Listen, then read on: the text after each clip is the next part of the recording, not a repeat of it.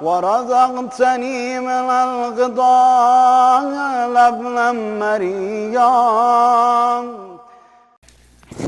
أعوذ بالله من الشيطان اللعين الرجيم. بسم الله الرحمن الرحيم.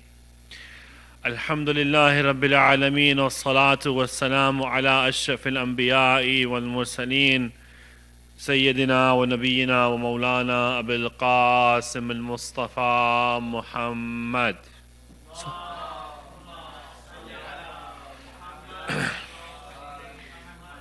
وصلى اللهم على آل بيته الطيبين الطاهرين المعصومين المظلومين المنتجبين.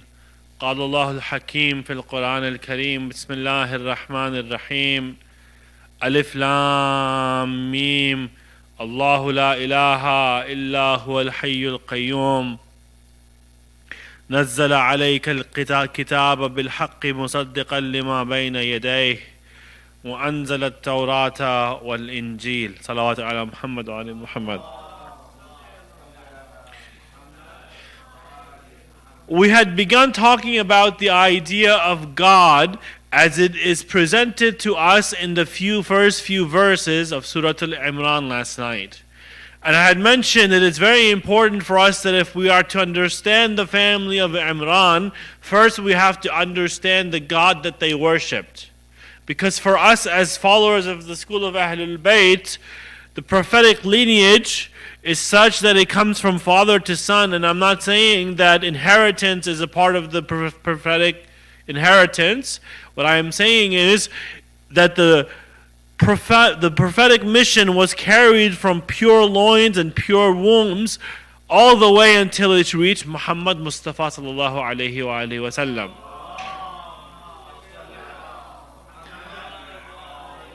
And it reached him in such a way that every member of that prophetic lineage was a follower of Tawheed. The Prophet himself, and I believe it's out of the Prophet of the Imams, they said that their whole lineage is dated from nikah, while others had different types of marriages, different types of unions, different types of activities with regards to sexuality. The prophetic lineage was from pure loins to pure wombs, and it was all done within the context of the marital union that we call nikah. Right? And it is because they believed consistently from the time of Adam until Khatam, and then from the time of Khatam until Mahdi, in the one God. That is why we need to understand what God is. Because even if you look at it from the perspective of secular institutions in the United States, I did my master's in religious studies from Hartford Seminary. In the book, they taught about Islamic law. The book was written by Wa'il B. Halak, a Palestinian Christian writing about Islamic law. And they said, even Khadijat al-Kubra, when before the prophetic mission, there were different types of people and worshippers and religions in the Arabian Peninsula. Of course, there were the polytheists who believed in many gods. And there were different types of polytheists. And they were so strong that even though they said that their origin begins with Ismail, they made the Kaaba a place of idol worship. Amongst the idol worshippers, there were Jews and Christians. And what modern secular PhDs and doctors in social sciences and Islamic studies call the follower of the Hanafite religion. Deen and Hanifa, what they would call in Arabic. Christians, like we said yesterday, they believe in the Trinity, which makes God into three parts of a whole. Jews, according to the Old Testament, their God is a tribal God, meaning they believe in the in the oneness of God as long as it's a Jewish God, and they allow non-Jews to worship as many gods as they want. Even in secular social scientists, when they talk about Khadijat al-Kubra, they say there was a class of people who believed in what they call the Hanafite religion, who believed until from all the prophets until Adam, until Isa, and they said that there will be a prophet that will come from the Arabian Peninsula who will reform all of mankind. For us, when we hear that, we think Islam. They just put a different name on it. So not only were the Banu Hashim followers of Islam, but according to this idea, even the family of Khadijah al-Kubra were followers of Islam as well. That is why when they say pure wombs and pure loins and nikah, all of Khadijah al-Kubra's lineage can be traced back to nikah as well. Because they believed that the last prophet was going to come in the Arabian Peninsula. They believed in the finality of his prophethood. They believed that he was predicted by the previous prophets in the Torah and the Injil. They believed all of that. And to believe in a prophet or the Imams is to have faith in the signs of Allah subhanahu wa ta'ala. Yesterday, when I talked about the signs and the name of Allah subhanahu wa ta'ala, I had mentioned there are 99 Asma'ul Husna that are mentioned, that are most well known. In Dua Joshan al-Kabir, there are 1,000 names, at least that we mention. But every existent thing is a name of God, is a sign of God. Therefore, every existing thing is a name of God. Now, there might be an infinite number of Asma'ul Husna, but according to our ulama, Asma'ul A'azam are 14. Husna, beautiful names, infinite number. But the signs, the 14 signs that through which all of creation recognizes Allah subhanahu wa ta'ala, they are 14. Ayatollah Hassan Zade Amali, he's one of the most well-known ulafa after Imam Khomeini alayhi salam, and he was known to be the chair of Irfan in the holy city of Qom. For the past 7 years, he had an irregular heartbeat, and he's in a hospital in Tehran now. But in one of his lectures, which is also available online, he says, pointing to the status of Fatima Zahra as the greatest of all signs even for the Imams. He says, Nahnu, this is a hadith of the Imam, Nahnu, A'imma, Hujjatallahi alaykum. The A'imma are Hujjatallahi alaykum on all of us. And so in some of the traditions they say, Nahnu Hujjatallahi ala al-khalq, which means the Imams are proof of Allah on all of khalq. And he says, وَجَدَّتِنَا فَاطِمَةُ حُجَّةَ اللَّهِ عَلَيْنَا. The Imams are proof of all of creation, of God. The proof of God on the Imams is Fatima Tuz Zahra. Therefore, we need to understand what it means for there to be signs of God.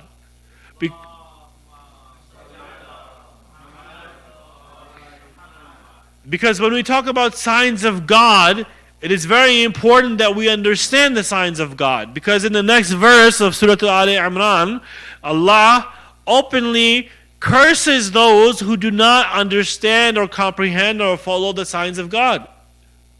So the first question is, what is a sign of God? And the second question is, how do we understand the signs of God? The third question is, how do we follow the signs of God? And there are many questions that come into play in the practical life as well. I will get into a practical discussion as well this time. But let's say, what is a sign of God? A sign, like I said yesterday, is something that points to a reality. It's an indicator of that reality. Out of all the atoms and the quarks and all of the existence, antimatter and matter and planets and stars and suns and universe and multiverse, everything is a sign of God. Therefore, if we are to understand everything as a sign of God, we need to understand that this universe is pointing to the reality of that one being. This universe is multiple. Multiplicity is abound in this universe. in Islamic irfan, they associate the concept of wahdatul wujud with Allah subhanahu wa ta'ala. The primacy of being, unity of being. But if God is one, the question is, how is it that the multiplicity is created in this world? God is one, He is one and absolute in everything. How is multiplicity created in this world? They say God is nur. I quoted last time a philosopher by the name of Sohrawardi who founded what they called the school of illumination or school of Ishraq. God is nur. He created nur of Muhammad from his own nur. Now, this is not physical light. This is not a physical thing. Because God is there when there is nothing. No physical matter. For Him to create a nur from His nur means that that second nur has to have a lesser degree than the original one for it to be different. And it is through the hierarchy of the creation of the nur that the multiplicity in this world was created. How is that possible? People are going to ask, how am I created of nur? If you look at modern science today, they say what? What is the smallest element of creation? Let me ask you that. Some people are going to say the atom, but then you have protons, neutrons, electrons. And then you go even further than that. They have string. String is created of quarks. Quarks are pure energy. Nur is energy. Nur is energy. Modern science proves the idea of this school of illumination, which says everything is created of light. Because what is light? It is energy. Everything is created of this one light. And all of this creation points to Allah subhanahu wa ta'ala. Now when we talk about pointing to Allah subhanahu wa ta'ala, assalamu alaikum wa rahmatullah. When we talk about pointing to Allah subhanahu wa ta'ala, it's very easy for me to say everything is a creation of God, and I'm thinking about it, but just purely thinking as a philosopher in a philosopher's chair in a university, does that really mean I believe in God? Because if thinking about it was enough, this world is a world of trials and tribulations and tests. If thinking was enough, then all I had to say is La ilaha illallah and I'm granted paradise. But this world is a world of tests, hardship, difficulties. Every human being in this world goes through hardships. All prophets went through hardships. From Adam to Muhammad, all of them went through hardships. From Imam Ali to Imam Mahdi, all of the Imams have and will go through hardships. Imam Abu Abdullah al-Hussein, in one of his sermons, he says to the people, his enemies, if this world, he's telling them, if you want this world is going to be fana, it's going to get lost, it's going to get destroyed. He says, if this world was meant for anybody, the prophets of Allah subhanahu wa ta'ala were the most deserving of it. Yet they left this world. If they left this world, who are you to say I want this world? Because this world is of trials and tribulations. Growing up in 2019 America brings with it its own difficulties. Yet I will bring a point of hope after this. When we talk about 2019 America, there is a lot of vices that are being presented as the common ground in the United States of America. You look at the idea of the Islamic family or the traditional family. There is no such thing as a traditional family in the Western world anymore.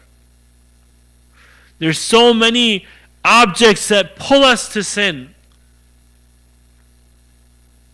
You look at television, you look at peer pressure, you look at society, you look at friends and family, And when I mean peer pressure, I'm not just talking about non-Muslim peer pressure. One of the first things you hear about when I started reciting majalis for the adult section in the mosque in New York and New Jersey, the biggest problem that the youth would have would be peer pressure. And they're not talking about drugs from non-Muslims or alcoholism from non-Muslims. We're talking about people who actually go to the majlis of Abu Abdullah al-Hussein, salawatullahi wa salamuhu alayhi,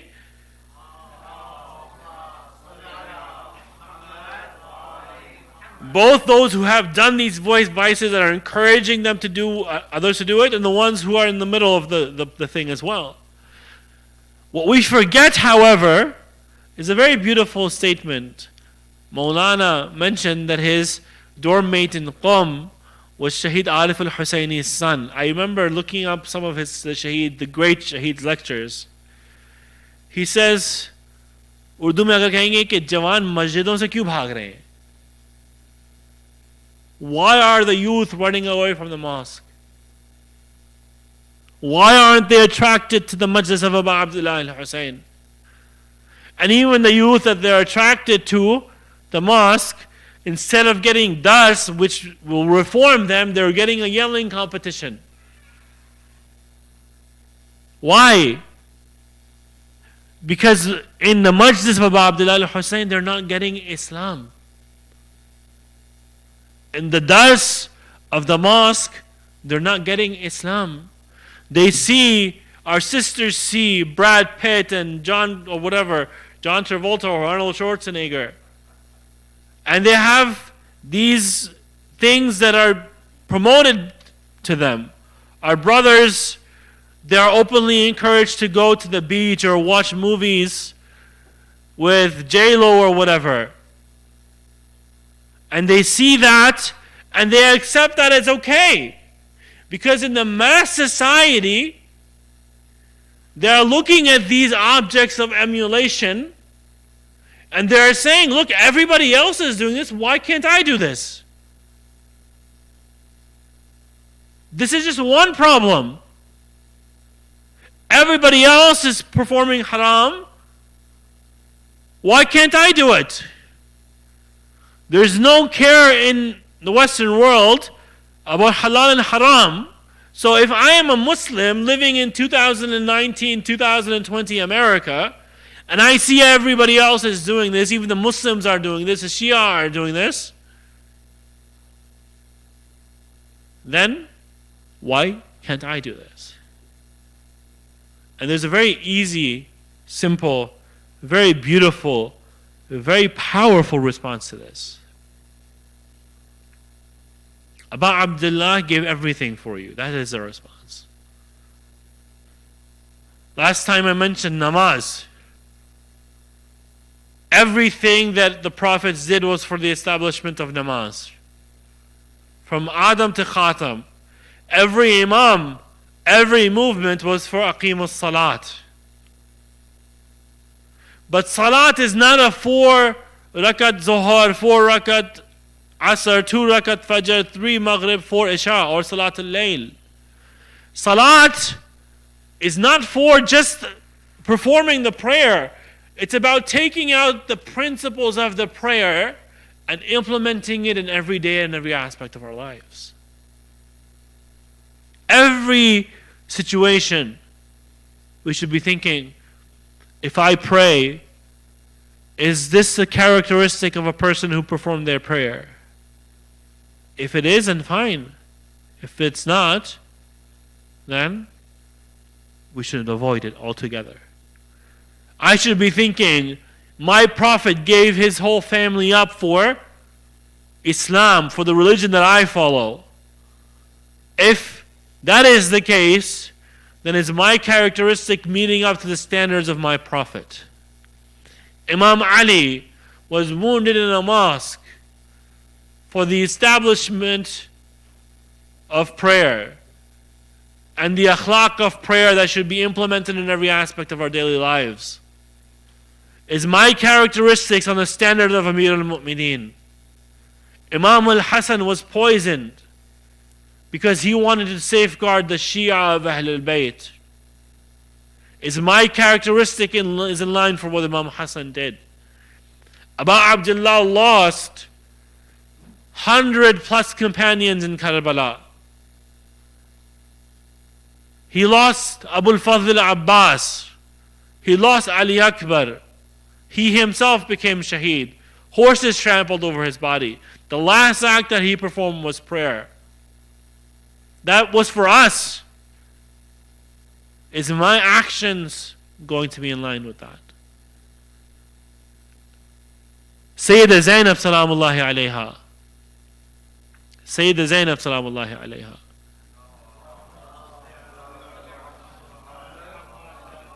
She was told about what was going to happen to her after Karbala.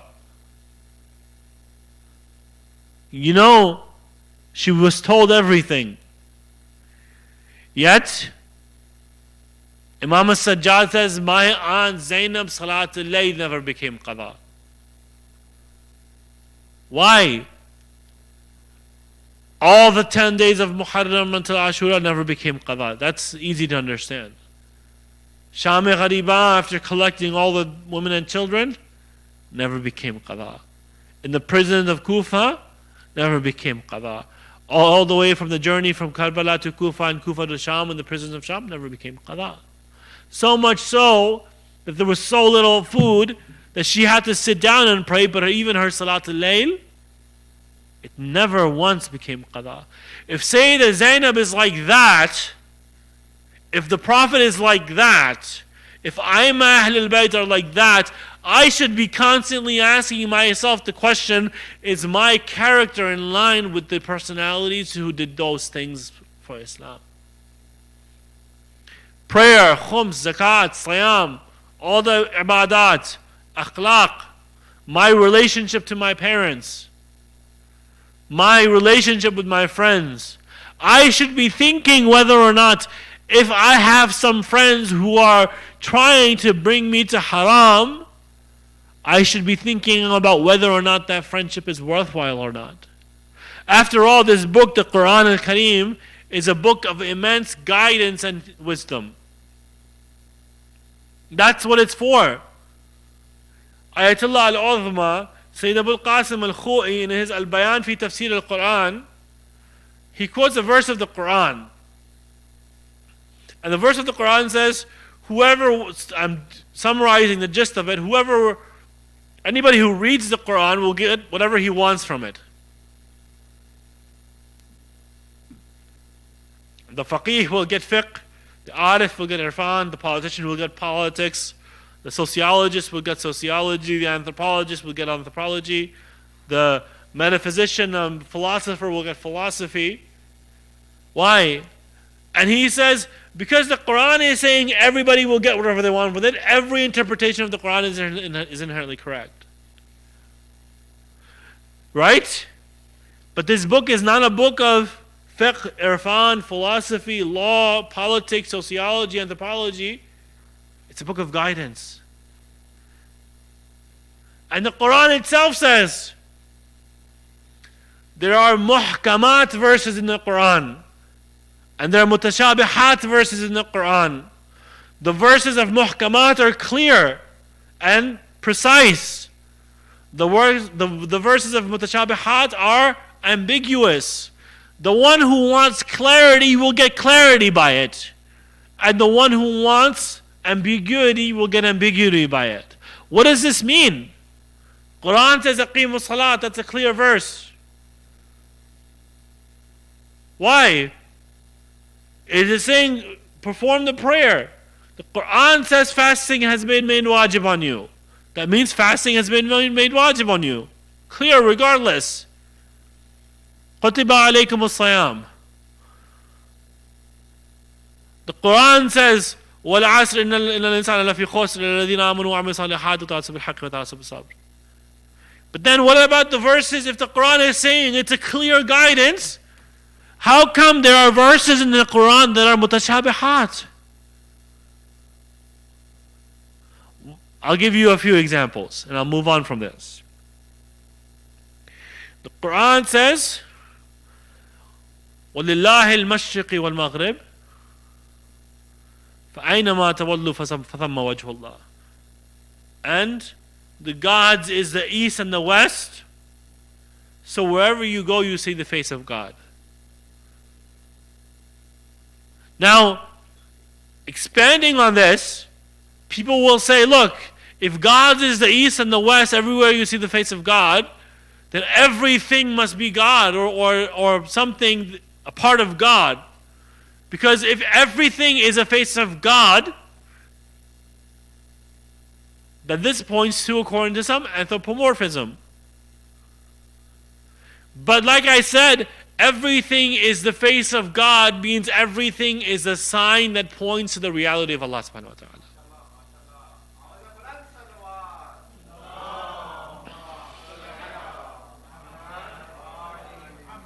The Quran says, Yadullah fawqa aydihim. The hand of God is above all of them, all of their hands. Does that mean God has a physical hand? No.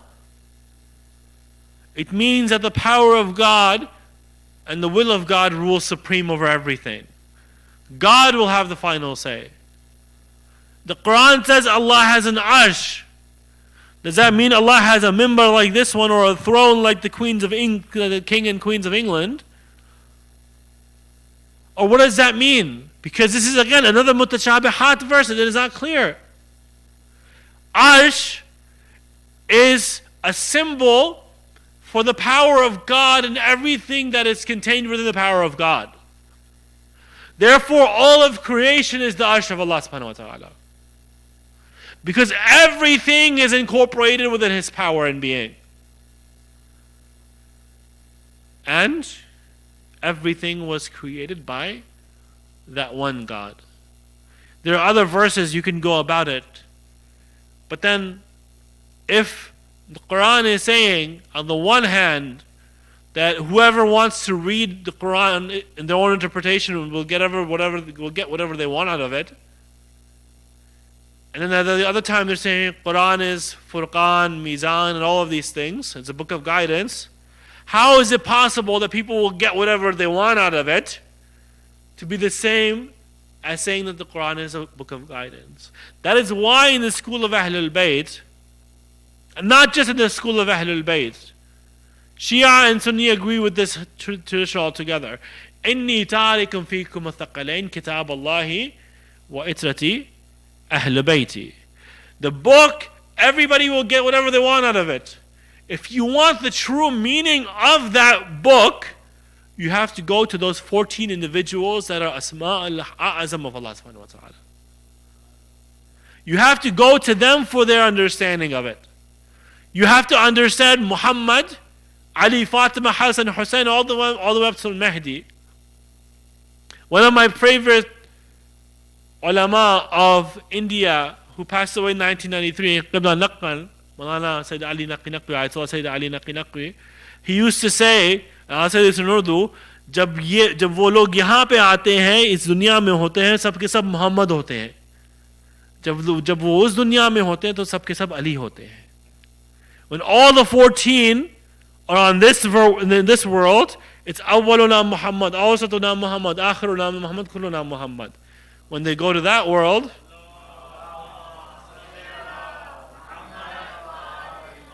they're all Ali.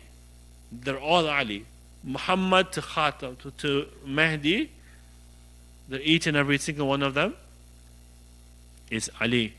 Each and every one of them is a Hadi. Ayatollah Sayyid Ali Khamenei, when he talks about the life of the Imams, a lot of us, we perceive that the Imams are very physically different beings or entities. He says you should perceive them as a 250-year-old man whose life spans the length of the 250 years.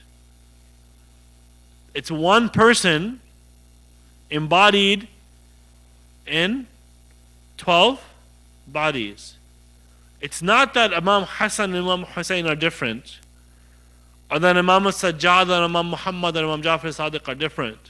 It was that one person, one nafs, one soul, that was put in through different situations, and because of that they saw the way to preserve Islam within those different situations.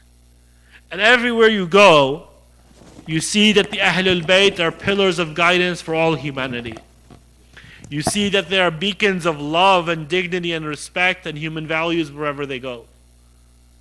That is why you will see in Mishi al-Hussein in the Arba'in walk, Jews, Christians, Muslims, Shia, Sunni, Bhora, all of them go to Karbala. If you go to Mashhad al-Muqaddas in Ramadan, they have the Mufti of, I believe it's Qatar or the UAE, coming in, standing on the mimbar of Astani Quds khutbat on Ramadan. You go to Lebanon, you have George Gordak writing about the justice of Imam Ali. You go to Hindustan, you have Shia, Sunni, non-Muslims performing the Azab of Imam Hussein in their own way. And we have to bring that here. It's not enough for us just to sit down in the majlis of Imam Hussein as Shia, thinking that Abu Abdullah is just for us, and it's fine. Abu Abdullah's mu'jizahs and the mu'jizah of Ahlul Bayt, they're not even just limited to human beings. They are for everybody. Every human being deserves guidance and love and respect. Let me put it a different way.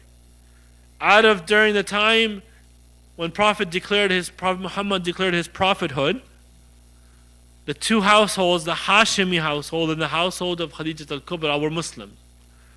The other Sahaba, they were converts to Islam. Salman was a Zoroastrian who became a Jew, who became a Christian, and then he became Muslim. Abu Dhar was a polytheist. He used to openly question his gods. It wasn't until he met Rasulullah that he converted to Islam. Ammar Yasir and his family, they were polytheists, yes, but they had seen the structure of oppression that these gods had created within the Quraysh.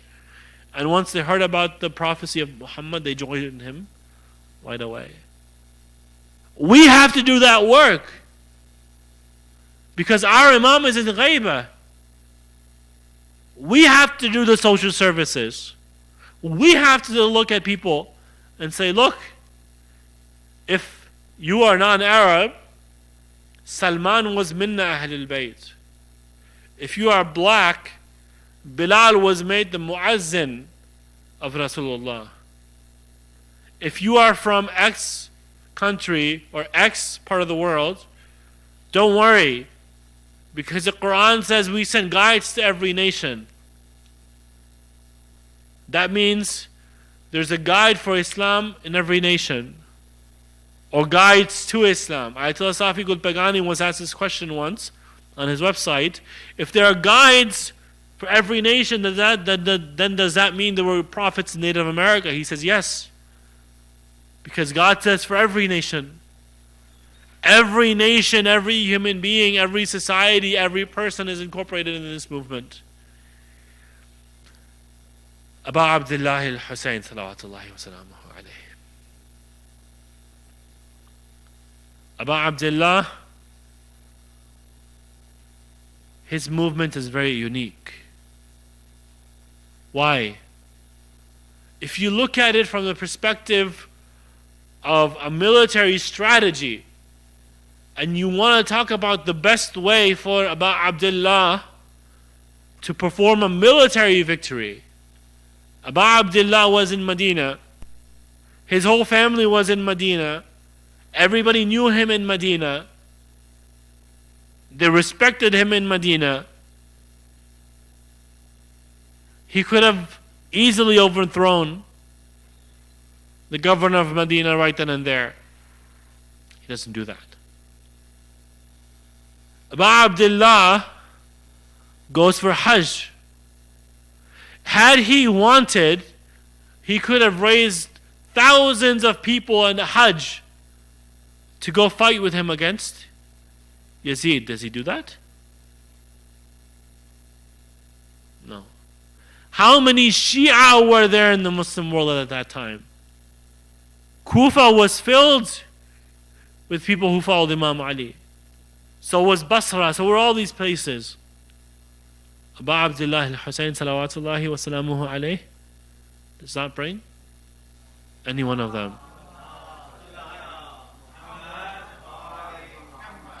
The idea is you have to have the characteristics to be a servant of Abu Abdullah al-Husayn. If we are to portray Islam to people in this world, in this time, in this society, we must understand that the way to do interreligious dialogue and the way to bring people into the circle of Ahlul Bayt has to be done by understanding the way I treat the Quran is the same way the Christian treats the Bible, is the same way the Jew treats the Old Testament, it's the same way the Sikh treats the Gita, and the same way the Hindus treat the Bhagavad Gita and all the other books. Imam Ali has a very powerful statement regarding this.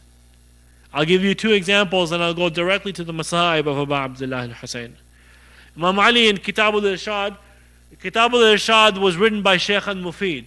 Shaykh al-Mufid, in his whole section of Imam Ali, one of the traditions he says about Imam Ali is, if the Jew came to me and asked me to recite, to deal with them according to the Torah, I would deal with them according to the Torah in such a way that Torah will say that he has dealt with me justly.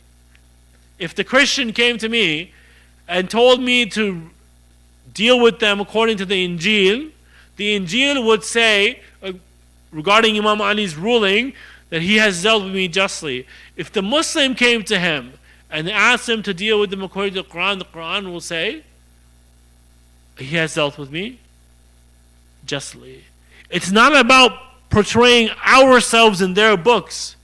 It's about understanding how the practitioner of the other religion understands their own revelation and their own religion. The other example is the Munazara of Imam Rida in the court of Ma'mun.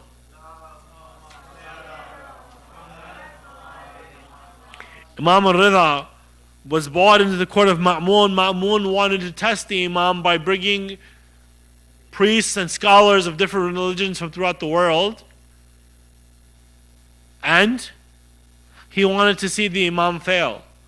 Imam answered not only according to their books, but in their own languages. Hindu came, it was in Sanskrit. Byzantine Christian came, it was in Greek or Latin. Arab came, it was in Arabic. Jew came, it was in Hebrew. Why? There is a human element that connects us and binds us to the lessons of the martyrdom of Ahlul Bayt in Karbala and Muqaddasa and the lives of Ahlul Bayt in general. It is this message that we need to portray. How many Shias were there? How many, I ask you? In Kufa, in Medina, how many Muslims saw Abu Abdullah al-Husayn leave for Hajj? Leave Hajj to go to Kufa. How many? Did anyone join him? Anyone? He is on the plains of Arafat. Every Muslim has to go to Arafat on that same day. And he gives a sermon. How many Muslims join him? None. None. Yet when we look at the idea of Karbala, on the 9th, on Shabi Ashur, Abu Abdullah al-Husayn, salamullahi alayh,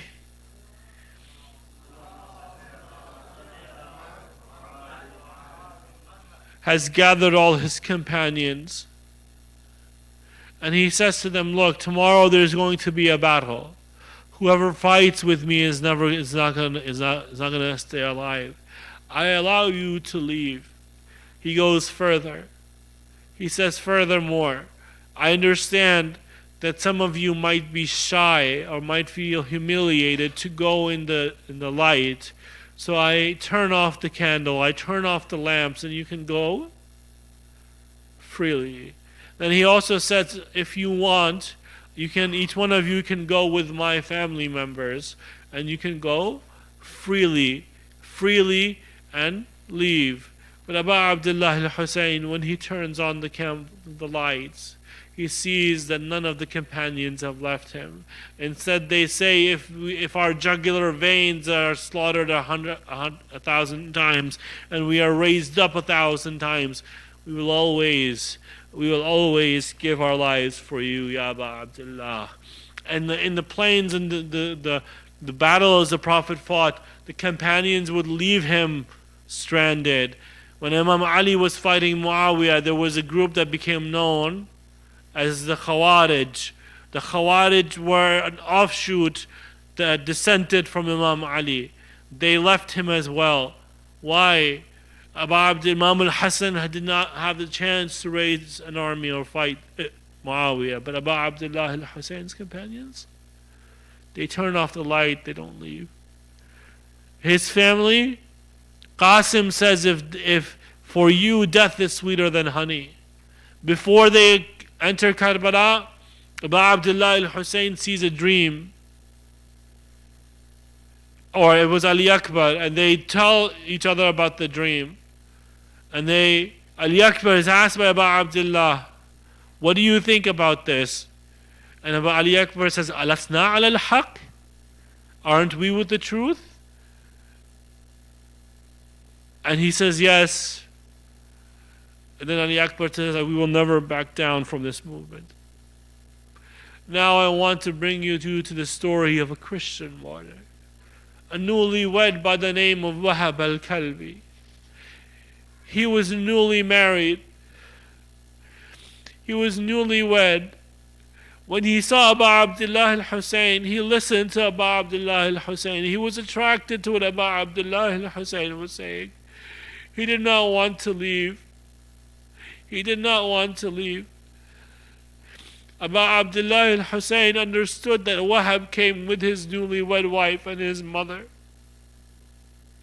Wahab was so devoted to Abu Abdullah al-Husayn that despite not being a Muslim, he did not leave his side. On the day of Ashura, when Wahab goes and he asks for permission to go fight, his wife says, if he dies, please make a promise that I go die with him.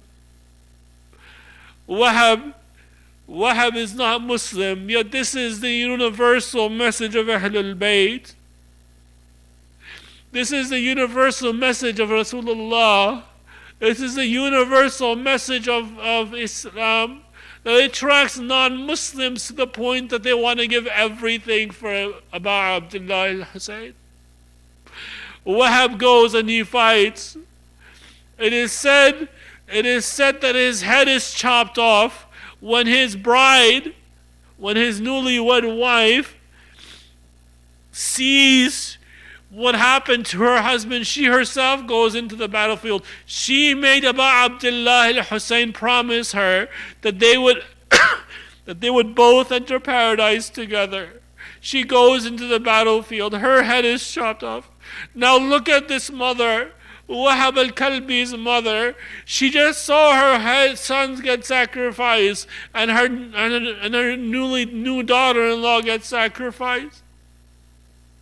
Imagine the state of a mother. When a child gets sick, regardless of how old or young the child is, it is always the mother that loses everything to take care of that child. It does not matter whether he is 6 months old, 18, 13, 20, 30, 40. It is always the mother who wants to give everything for their child. But look at the characteristic of Wahab's mother. Look at the characteristics of Wahab's mother. It is said that the head of Wahab was thrown back to her. She takes that head, and you know what she does? She throws it back, saying whatever is given as a sadaqah to Abu Abdullah, we never ever take back. صدق الله العلي العظيم. وصلى اللهم على آل بيته الطيبين الطاهرين المعصومين المظلومين. Let's pray to Allah subhanahu wa ta'ala 10 times, Ya Allah. أعوذ بالله من الشيطان الرجيم. بسم الله الرحمن الرحيم. Ya Allah, Ya Allah, Ya Allah, Ya Allah, Ya Allah, Ya Allah, Ya Allah, Ya Allah, Ya Allah, Ya Allah. Ya Allah, we ask you بحق Muhammad وآل Muhammad, بحق مجلس أبا عبد الله الحسين صلوات الله وسلامه عليه, that we live the principles of the revolution of Aba Abdullah in every aspect of our lives, in every aspect of our being. Ya Aba Abdullah, we yearn to be your companions. We yearn, when you said Hal min nasin and yansuruna, it wasn't just for your time, it was for all time. Ya Aba Abdullah, we raise our hands up in prayer, saying we wish that we had the characteristics of Wahab, his wife and his mother. Ya Aba Abdullah, we wish we had the characteristics of Muslim ibn Aqil and his children. Ya Aba Abdullah, we were not there in 61 AH, but we want to be with you, Ya Aba Abdullah. Ya Aba Abdullah, we want to lose our lives for you. We want to be sacrificed for you. Ya Allah, give us the tawfiq of living according to the principles of the Karbala revolution. Ya Aba Abdullah, there is a Hussein of our time, Hazrat ibn Mahdi. He is waiting for 313 of his companions. Ya Aba Abdullah, we make the dua that we be incorporated amongst the 313. Ya Aba Abdullah, Ya Aba Abdullah, we pray for the return of Imam al-Mahdi. Sadaqallahu al-Ali al-Azim. Inna lillah wa inna ilayhi raji'un. Salatu ala Muhammad wa ali Muhammad.